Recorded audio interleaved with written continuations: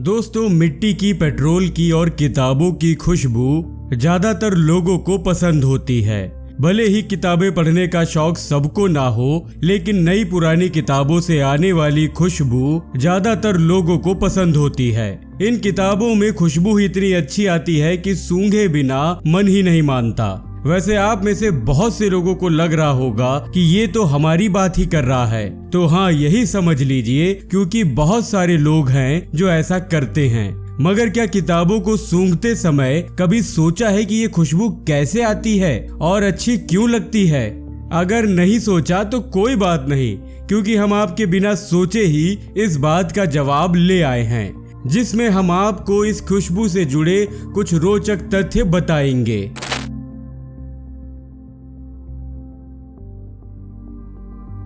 दोस्तों, दरअसल किताबें नई हो या पुरानी, खुशबू दोनों से ही आती है। इसीलिए किसी को नई तो किसी को पुरानी किताबों की खुशबू पसंद होती है। तो कुछ लोग ऐसे होते हैं जिन्हें दोनों की पसंद होती है।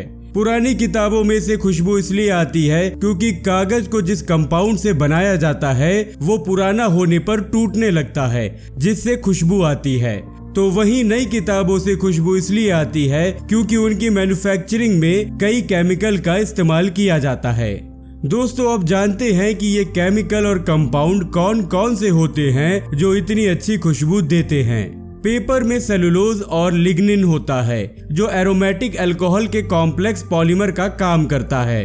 जिन पेपर की क्वालिटी ज्यादा पतली होती है उनमें कम लिग्निन होता है, जबकि सस्ते और मोटे कागज में ज्यादा लिग्निन होता है, जैसे न्यूज़पेपर में ज्यादा लिग्निन होने की वजह से ही अखबारों का रंग पीला पड़ने लगता है, क्योंकि रखे रखे लिग्निन ऑक्सीडाइज हो जाता है, जो एसिड में बदल जाता है, और यही एसिड सेलुलोज को ब्रेक कर देता है। एक वेबसाइट की रिपोर्ट के अनुसार पुराने कागज में वेनिलिन, एथाइल हेक्सानॉल, टोल्यूइन और एथाइल बेंजीन जैसे केमिकल होते हैं, जिसकी वजह से पुराने कागज में खुशबू आती है।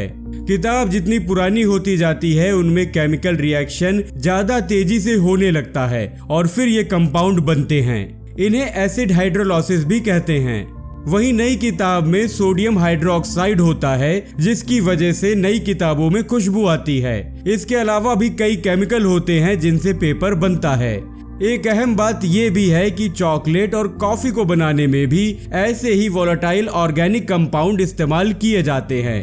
दोस्तों, आशा करता हूं कि आपको हमारी ये जानकारी पसंद आई होगी।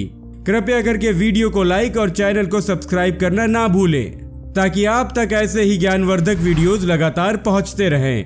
धन्यवाद।